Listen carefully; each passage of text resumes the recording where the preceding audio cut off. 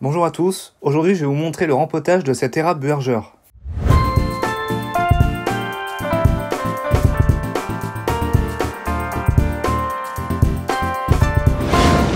Alors cet érable vous le connaissez déjà pas mal, je pense qu'il y a eu au moins 3 vidéos dessus.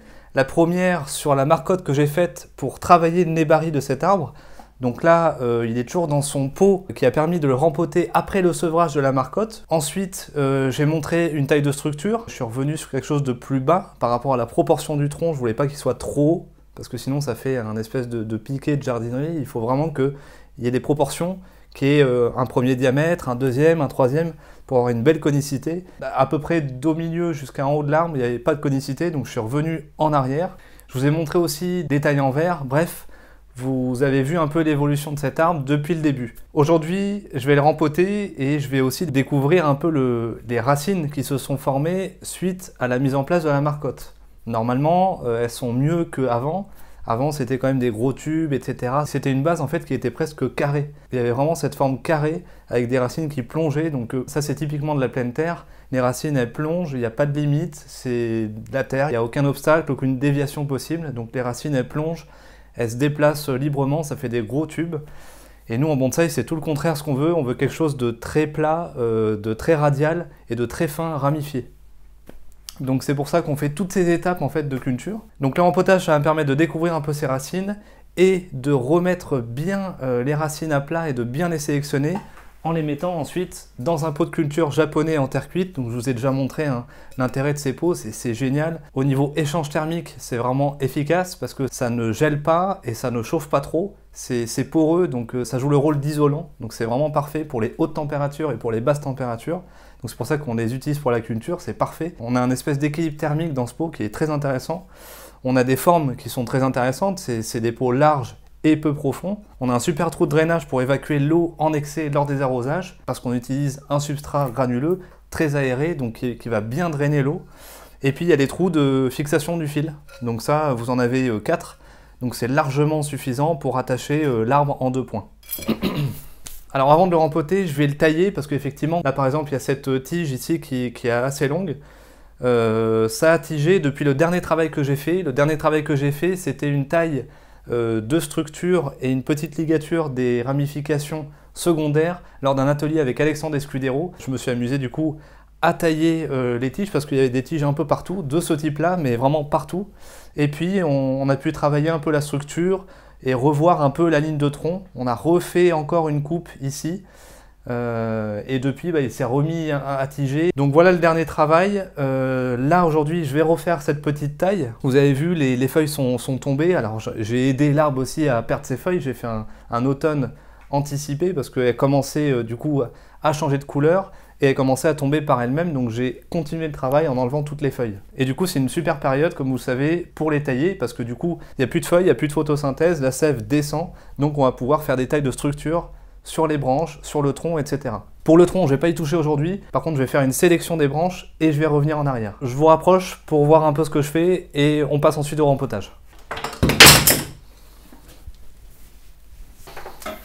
Par contre, je cherche le couteau.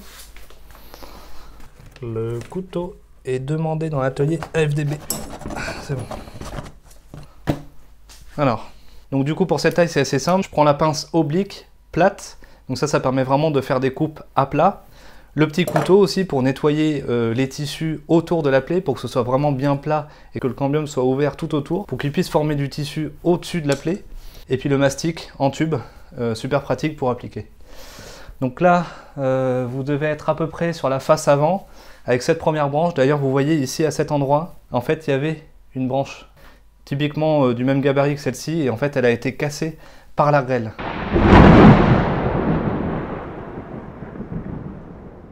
Donc ça, je suis vraiment dégoûté parce que c'était la belle première branche. Donc on commence par la taille. Alors je regarde ce qu'il y a de place. Ok, donc la taille est terminée. C'était une taille assez rapide. Là maintenant c'est le rempotage. Donc j'enlève le fil qui marquait la face. On va couper les fils sous l'arbre. C'est une petite pression sur l'arbre en basculant le pot. Et normalement, il y a l'ensemble qui arrive. Et là voilà, on a exactement la forme du pot et qui est rempli de racines. Il y en a vraiment partout. Ces grosses racines jaunes et blanches là qu'on voit, clairement c'est ce genre de choses qu'on va supprimer, hein. On va vraiment garder une petite partie et favoriser justement le racinaire fin au bord. Je commence comme d'habitude avec la baguette magique, j'allais dire. Je commence avec la baguette chinoise et puis je commence par le haut. Souvent c'est ce que je fais. Je commence par le bord du tronc et je viens tranquillement vers les extrémités. Donc je fais ça sur tout le tour. Il y avait de la sphaigne hachée qui était sur le dessus et ça théoriquement ça favorise les racines de surface parce que les racines se développent très bien sous la sphaigne. Donc c'est pour ça que j'en mets à chaque rempotage et pour maintenir l'humidité après rempotage.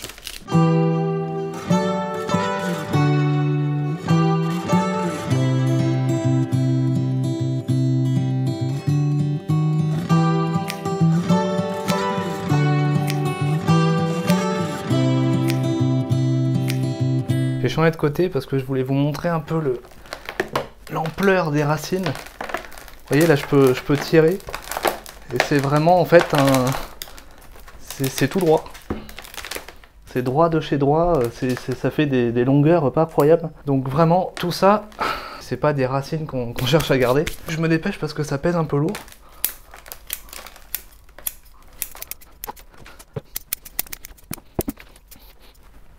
Hop, voilà. C'est toujours sport et rempotage. Je continue avec la baguette chinoise que j'ai laissée dedans. Ah oui, et puis en plus je redécouvre la planche sur laquelle j'avais vissé le tronc parce qu'effectivement après un sevrage on a très peu de racines. Donc du coup, plutôt que de s'accrocher sur les toutes petites radicelles qui ont été créées par la marcotte, moi je préfère poser la base de l'arbre sur une planche, et c'est la planche que j'attache au pot. Mais ça, vous pouvez le voir aussi dans la vidéo du sevrage de la marcotte sur l'érable palmatum, j'ai tout montré en détail. Le but c'est de retrouver la planche, et surtout de supprimer toutes les racines qui sont sous cette planche, parce que je veux pas aller plus bas. Vous avez vu les longueurs, quoi, c'est vraiment de... c'est vraiment de la folie. Donc c'est bien, ça montre qu'il y a une bonne culture. Par contre, clairement, les érables burgers comme ça en culture, dans des pots comme ça, franchement, on peut les rempoter beaucoup plus souvent, hein. Là, je crois que la marcotte, elle date de 2018, si je me trompe pas, donc 4 ans. On peut faire des rempotages sur les arbres en culture tous les 2-3 ans, hein. Là, ce qu'on entend, c'est la planche. Maintenant qu'il y a des racines pour pouvoir s'attacher au prochain pot, il n'y a plus besoin de la planche.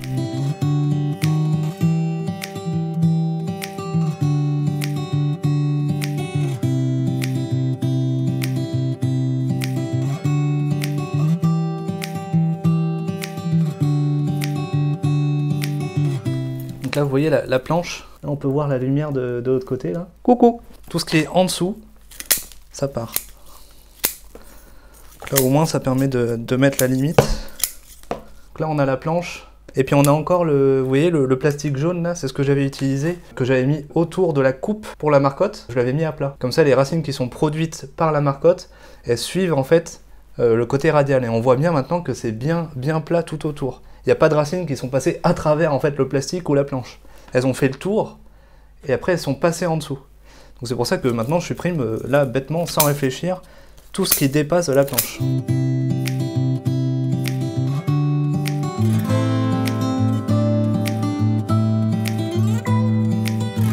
Ok, bon maintenant je vais essayer de dévisser ça. Je pose l'arbre délicatement ici. Je vais me prendre la perceuse.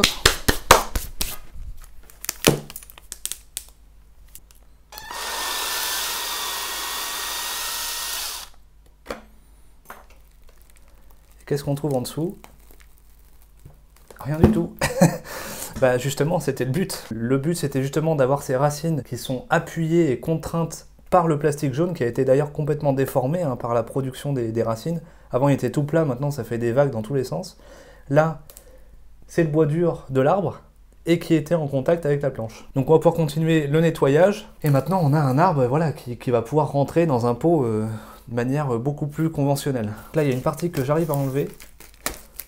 Par contre, l'autre partie, pas sûr. Pas sûr du tout. Hop là.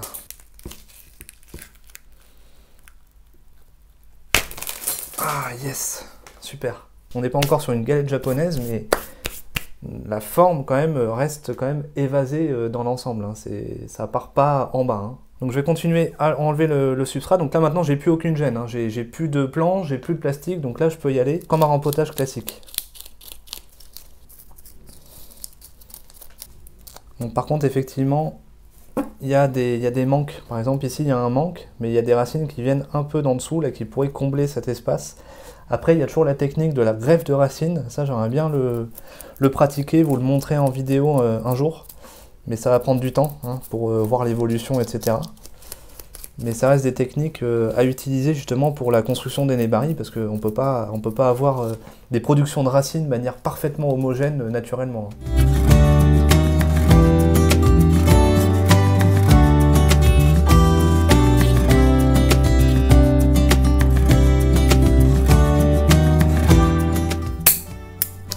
Ok, je vais faire un tour dehors.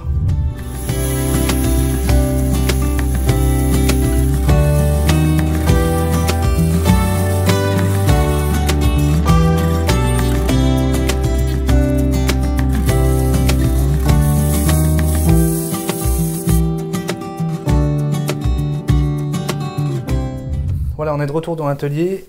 Donc là maintenant tout est nettoyé. Bon, il y a des petits résidus qui restent, mais c'est pas très grave.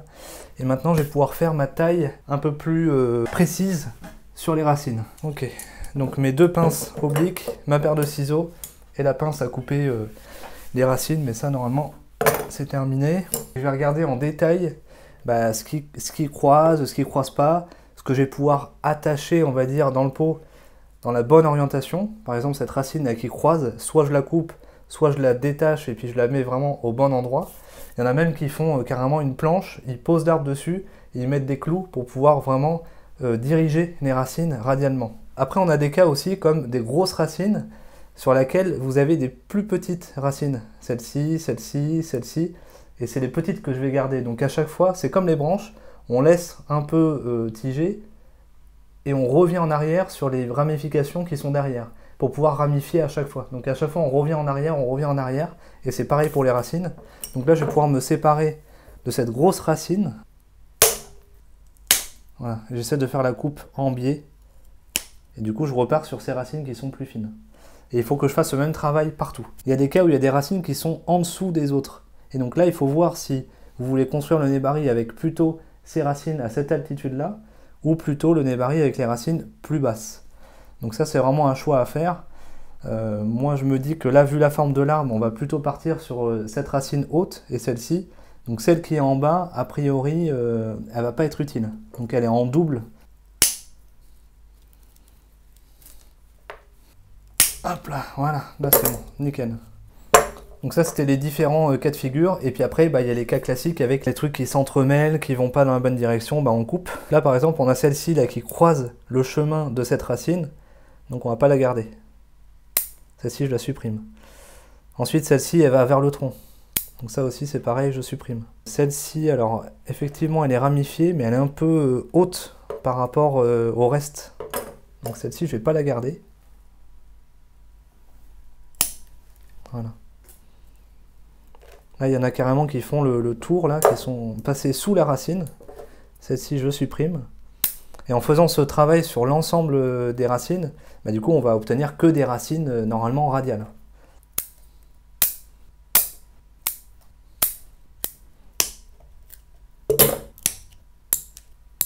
Bref, vous avez compris le principe. On se retrouve juste après le nettoyage, et après, on passe au rempotage.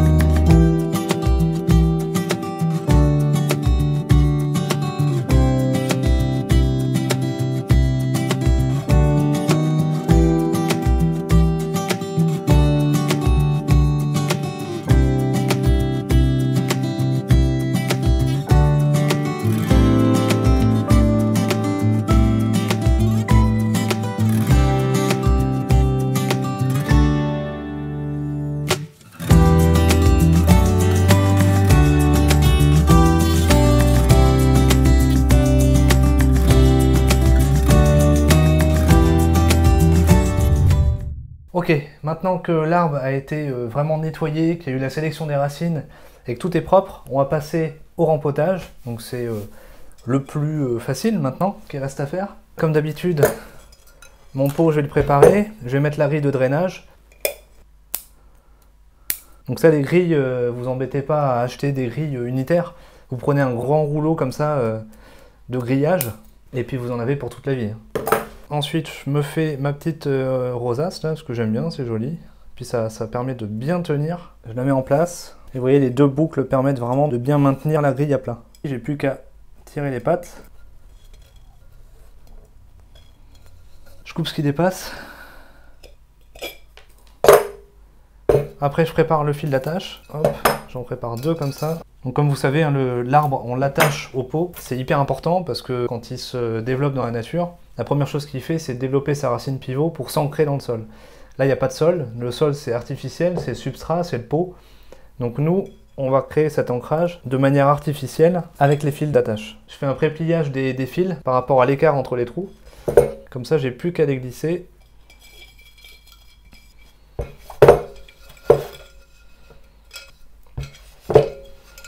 Voilà, donc là le pot il est prêt. Il y a la grille et il y a les fils d'attache. On va remplir la couche de drainage. Donc ça vous savez, maintenant j'utilise de la pouzzolane grosse granulométrie.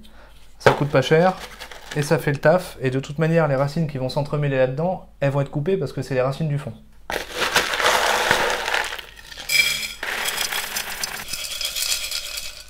Voilà, je commence à remplir un peu de substrat. Donc celui-là je l'ai préparé dans un gros seau, je mélange. Là-dedans, vous avez 50% pumice, 40% akadama, 10% kanuma, et puis une portion de charbon de bambou mélangé dans le substrat. Donc là, je vais commencer par remplir un peu le fond. Là. Après, il faut faire des essais. Je le remets au centre et il va bien falloir... Alors moi, je me mets en face avant. Hein. Ce ne sera pas vous, mais je me mets bien en face avant. Donc je regarde s'il y a des choses qui dépassent. Là, je vais couper un tout petit peu ici, ici et ici.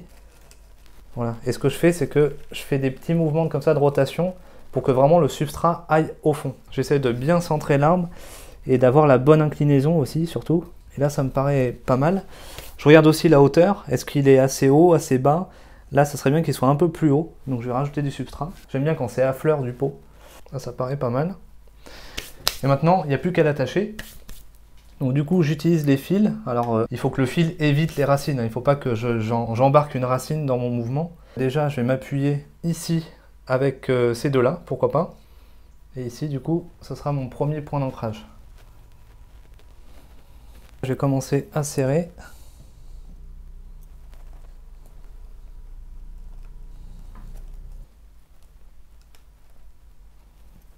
Alors, je vais garder les longueurs, je vais vous expliquer après.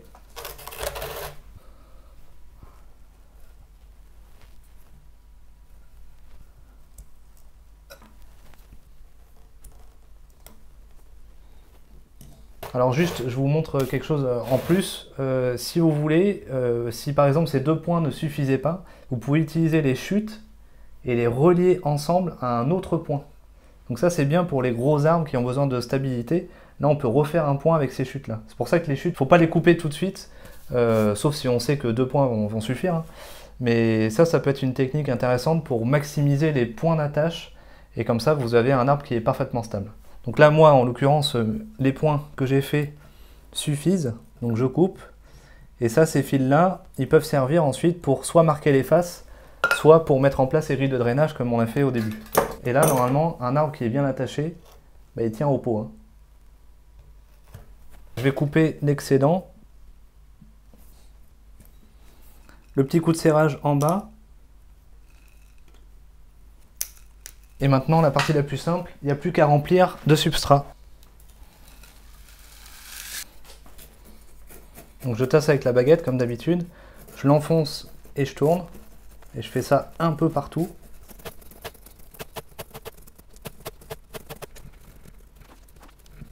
Voilà, la dernière étape, ça va être de mettre de la sphaigne hachée sur le dessus.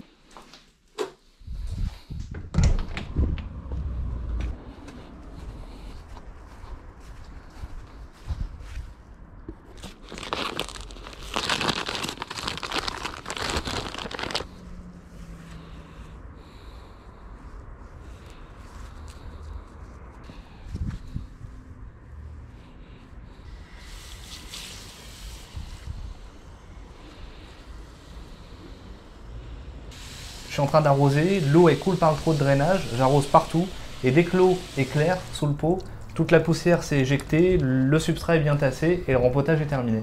Et je peux remettre ensuite l'arbre sur les étagères.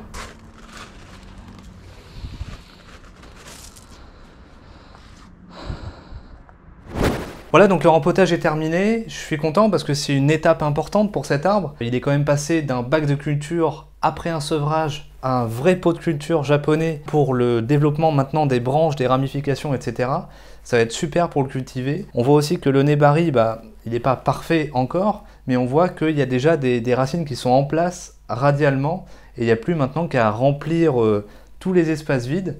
Et ça va se faire vraiment au fur et à mesure des rempotages. C'est-à-dire que cet arbre, je vais le laisser dans ce pot de culture, mais je vais le rempoter régulièrement, tous les 2 ans, idéalement, ou tous les 3 ans, si jamais je loupe un créneau. En vrai, les rempotages, ça peut se faire un peu quand on veut, mais il faut pouvoir derrière suivre la culture. Si vous faites ça en plein été, c'est quand même un peu tard. Si vous faites ça au printemps, il n'y a pas de souci. Si vous faites ça en fin d'hiver, il faut quand même protéger des gelées.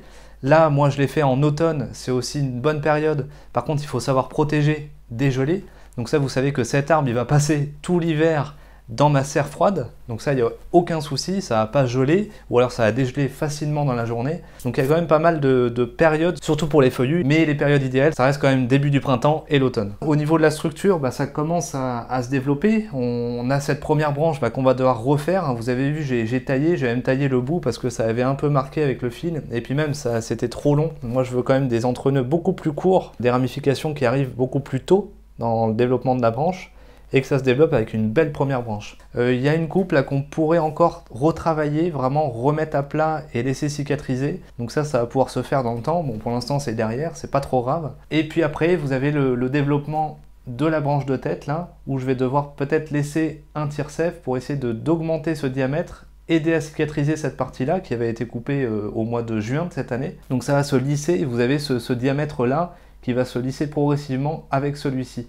Donc c'est plutôt celui-ci qui va se fusionner au fur et à mesure avec celui-ci. Et on voit qu'on commence à avoir une belle ligne de tronc et une conicité qui commence à apparaître. La construction des branches se fait en parallèle.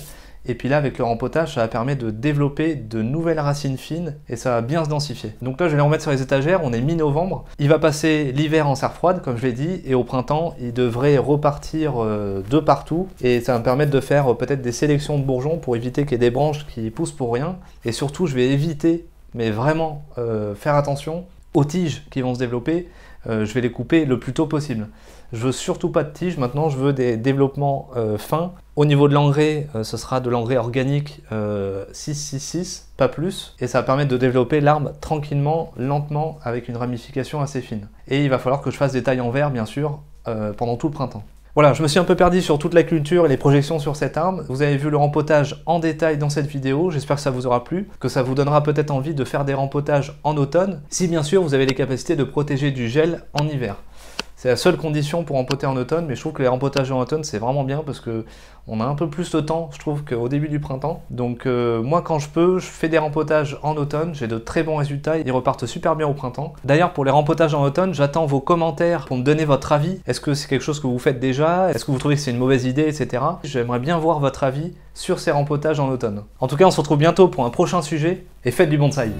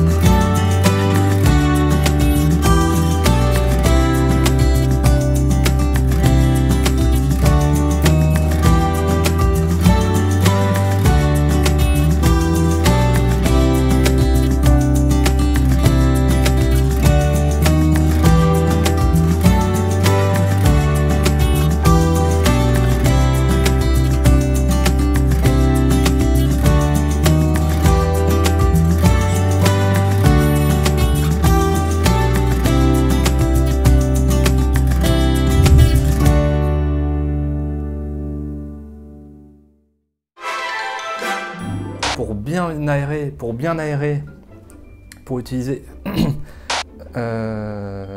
Donc là c'est une période, c'est une super période du coup. Là le but c'est de retrouver la planche. Comme ça les racines qui s'émettent. Là-dedans vous avez, j'aime bien dès que c'est vraiment au ras du, j'aime bien quand c'est au ras. Voilà, ce rempotage est terminé, donc je suis content. Il y a eu une étape de franchie, mais je vais les rempoter régulièrement. Si vous avez les capacités de protéger du gel, d'ailleurs pour les rempotages en automne, et faites du bonsaï.